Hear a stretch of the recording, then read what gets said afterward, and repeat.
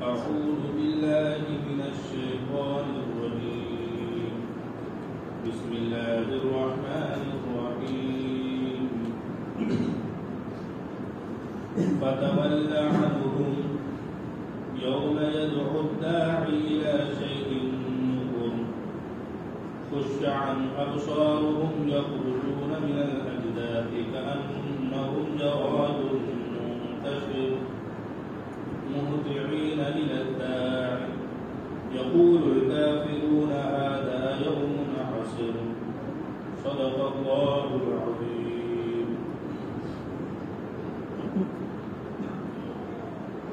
معزز حاضرین مجلس، اللہ تبارک و تعالیٰ کا بے انتہا فضل و کرم و احسان ہوا کہ اللہ تبارک و تعالیٰ نے عشاء کی نماز کے بعد ہم سب کو تھوڑی دیر قرآن کریم کے محفل میں بیٹھنے کی توفیق عنایت عطا فرمائی. دعا کیجیے کہ اللہ تبارک و تعالیٰ ہم سب کو صحیح طور پر قرآن پاک سمجھنے کی توفیق عطا فرمائے. آمین. سامعین کرام، گزشتہ کل آپ حضرات کے سامنے سورہ قمر کی کچھ ابتدائی آیتوں کا تذکرہ آپ حضرات کے سامنے ہوا اور اس کے اندر یہ مضمون بیان کیا گیا تھا کہ مشرکین مکہ نے نبی اکرم صلی اللہ علیہ وسلم سے آپ کی رسالت پر تصدیق کے لیے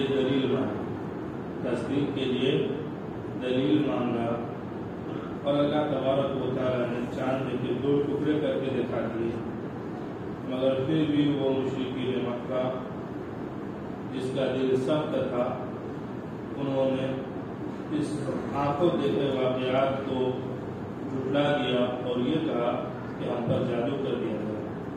بعد میں کچھ لوگوں نے یہ کہا کہ باہر سے جو لوگ آئیں گے اگر شہادت دے دے کہ انہوں نے بھی چاند دے کے 2 ٹکڑے ہیں تب جا کے ہماری کوئی بات ہوگی. چنانچہ ان لوگوں نے بھی جب شہادت سنی تو وہ لوگ بھی ایمان میں داخل نہیں ہوئے. تو اللہ تبارک و تعالیٰ نے کہا ان کے لیے جو اپنی خواہشات پر چلتے ہیں اور جھٹلاتے ہیں ان کا سزا کا ایک وقت مقرر. آگے اللہ تبارک و تعالیٰ نبی اکرم صلی اللہ علیہ وسلم سے خطاب کر کے فرما رہے ہیں یہ لوگ آپ کی باتوں کو سنتے ہیں اور قرآن کریم میں مختلف طریقے سے مختلف مضامین ہیں، مختلف واقعات ہیں.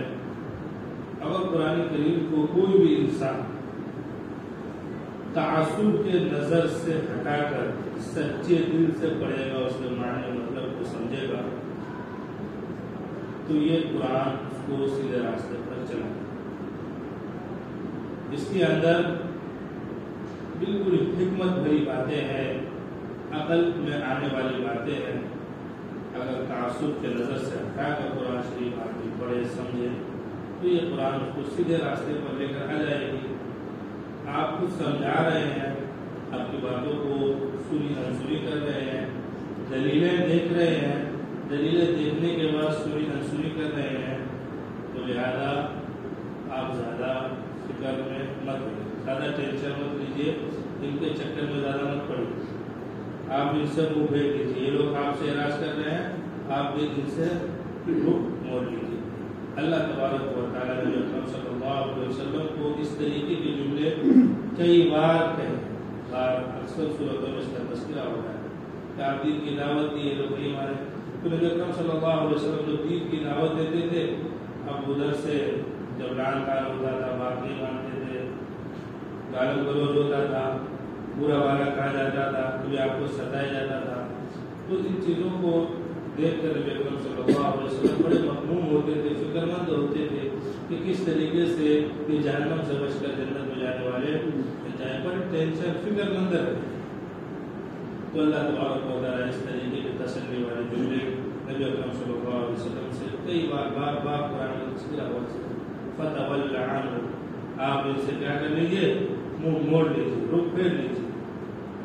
ان کا حشر کیا ہوگا؟ قیامت کے دن جب نفخ ثانیہ قائم ہوں گے، حضرت اسرافیل علیہ السلام مسجد اقصی کے چٹان پر کھڑے ہو کر پوری دنیا جتنے بھی شروع دنیا سے اب تک لاش تک شروع انسان سے لے کر لاش کے انسان تک جو قبر میں مدفون تھے سب کو ایک آواز دے کر علیہ السلام آؤ میدان محشر میں حساب کے لیے، آؤ میدان محشر میں حساب کے لیے۔ جب یہ لوگ حساب جو مجرمین ہے، جو تکذیب کرنے والے ہیں، جو اپنے نفسانی خواہشات پر چلنے والے ہیں، دین پر چلنے والے نہیں ہیں، تو جب یہ مجرمین اپنے قبر سے اٹھ کر میدان محشر کی طرف جانے لگیں گے تو ان کے دل میں بڑا ڈر ہوگا، بڑا خوف ہوگا۔ یہ اپنے ڈر اور خوف کی وجہ سے کہنے لگیں گے اللہ کیا مشکل دن ہے یہ کیا ہے؟ ڈر اور خوف ہیبت اب میرا کیا ہونے والا ہے؟ اب دیکھیں کہ میرا منظر نامہ اب سامنے ہے، میرا حساب کتاب دینا ہے۔ دنیا میں تو اللہ نے بھیجا تھا تاکہ وہ جانچے کون اچھا کرتا ہے کون برا کرتا ہے، اب ہمارا اچھا برا کا فیصلہ ہو رہا ہے، اس کے بعد جو کچھ سزا ہے تو سزا، نیکی ہے تو نیکی۔ تو یہ مجرمین قسم کے جو لوگ ہوں گے بڑے ہیبت میں ہوں گے، سخت ہوں گے، ہیبت میں کہیں گے یہ دن تو بڑا مشکل ہے۔ قرآن کریم کی دوسری آیت ہے وَيَقُولُ الْكَافِرُ يَا لَيْتَنِي كُنتُ تُرَابًا، کافر لوگ کیا کہیں گے؟ اے کاش کہ میں مٹی ہی ہوتا اور اس دن کو دیکھتا ہی نہیں۔ تو ان کی یہ حالت ہوگی ہیبت کی، اور جب یہ قبر سے اٹھیں گے اور جائیں گے میدان محشر کی طرف، اتنی بڑی تعداد ہوگی شروع دنیا سے لے کر راستے تک بالکل گول کے گول، جس طریقے سے ٹڈی وغیرہ ہوتے ہیں جماعت نکلتی ہے ٹڈی۔ روایتوں میں ہے کہ فرعون کو اللہ تبارک و تعالیٰ نے حضرت موسیٰ علیہ نبی علیہ السلام کے ذریعے سے ایک ٹڈی کا بھی معجزہ دیا تھا، اور اتنی زیادہ تعداد تھی ٹڈی کی کہ وہ ٹڈی جو آسمان کو اڑتے تھے پوری بہت ساری تعداد میں، تو آسمان بھی نہیں دکھتا تھا۔ اس طریقے سے یہ ٹڈیوں کی طرح سب انسان میدان محشر کی طرف ہوں گے، اتنی بڑی تعداد ہوگی جمع جائیں گے میدان محشر۔ جب میدان محشر کی طرف جائیں گے تو وہاں آدمی کا حساب و کتاب ہوگا، تو ان کافروں کو، ان مجرمین کو وہاں اچھی طریقے سے پتہ چل جائے گا کہ اب ہم نے جھٹلانے کا کیا نتیجہ ملا، نبی اکرم صلی اللہ علیہ وسلم کو پریشان کرنے کا کیا نتیجہ ملا، نفسانی خواہشات پر چلنے کا ہمیں کیا نتیجہ ملا، کیا فائدہ ملا، وہاں اچھی طریقے سے سمجھ میں آئے گا۔ اس طریقے سے کہہ کے اللہ تبارک و تعالیٰ نے نبی پاک صلی اللہ علیہ وسلم کو تسلی دیکھیے طرح فَتَوَلَّ عَنْهُمْ، آپ ان لوگوں سے منہ پھیر دیجیے، رخ موڑ دیجیے، یعنی ان لوگوں سے یہ مشرکین مکہ جو مجرم قسم کے لوگ ہیں، آپ کی بات نہیں مانے، دلیلیں دیکھے سب کچھ دیکھے پڑھے نہیں مانے، رخ پھیر دیجیے۔ یوم یدعو الداعی الی شیء نکر، جس دن پکارنے والا ایک ناپسندیدہ آواز کی طرف پکارے گا، جس دن پکارنے والا ایک ناپسندیدہ آواز کی طرف پکارے گا، خش عن ابصارهم یخرجون من الاجداث کأنهم جراد منتشر، ان کی نگاہیں جھکی ہوئی، ان کی نگاہیں جھکی ہوں گی، یہ لوگ قبر سے نکل گئے ہوں گے گویا ایسا جیسے ٹڈی، بکھرے ہوئے ٹڈی۔ جب میدان میں قبر سے اٹھ کر جب جائیں گے میدان محشر میں جمع ہوں گے تو ڈر اور خوف کی وجہ سے مجرمین کی نگاہ کیا ہوں گے؟ جھکے ہوں گے۔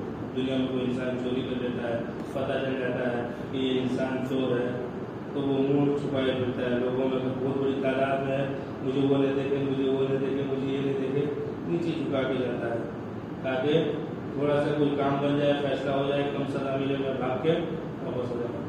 تو وہاں جو قبر سے لوگ اٹھیں گے ہر قسم کے لوگ الگ الگ ہو جائیں گے، اللہ تبارک و تعالیٰ کی طرف سے ہوں گے وہ اس طریقے سے، مجرمین کی ایک الگ ٹولی ہے، نیکوکاروں کی الگ ٹولی ہے جماعت، پھر اس سے اعلیٰ درجے کی ایک الگ جماعت ہے، سب جماعت بن کر جائیں گے۔ اب یہ دیکھیں گے کہ ہم تو چوروں کی جماعت ہے، ہم تو ظالموں کی جماعت ہے، تو یہ لوگ خوب ڈر اور خوف کے مارے اپنے نگاہ کو جھکائیں گے۔ مہطعین الی الداعی، پکارنے والے کی طرف تیزی سے دوڑ رہے ہوں گے، جا رہے ہیں، پکارنے والے کی طرف تیزی سے جا رہے ہیں۔ میدان محشر میں حضرت اسرافیل علیہ السلام نے جو آواز دی، میدان محشر وہی قائم ہوگی۔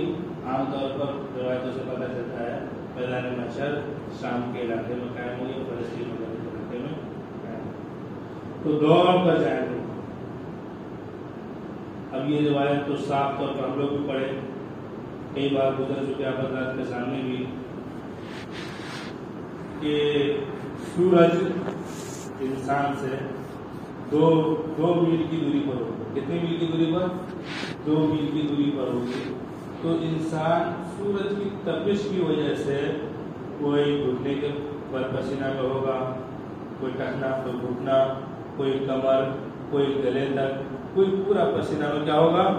سرابور ہوگا۔ تو اس کے اعمالی اس طریقے سے تو وہ تو ڈبکی لگائے گا پسینہ میں، تو وہ ایک الگ خوفناک کی حالت ہوگی۔ تو اس دن کو جب دیکھیں گے تو کیا کہیں گے؟ یقول الکافرون ھذا یوم عسر، کافر لوگ کہیں گے یہ بڑا سخت ہے، ھذا یوم عسر، یہ بڑا سخت ہے۔ لہذا ہم سب کو ڈرنا چاہیے کل قیامت کے دن سے، اور میدان محشر میں ہم سب کو جمع ہونا ہے اور اپنے کیے کا حساب دینا ہے۔ جس کے کھاتے میں نیکیاں زیادہ ہوں گی ان کا پردہ بھاری ہوگا تو اس کے لیے جنت، اور جس کی نیکیاں ہلکی ہوں گی، گناہ زیادہ ہوں گے، زیادہ انہوں نے جو کیا ہوگا، اور اللہ کے حساب کا ترازو قائم ہوگا، اس کے مطابق ہی فیصلہ ہوگا۔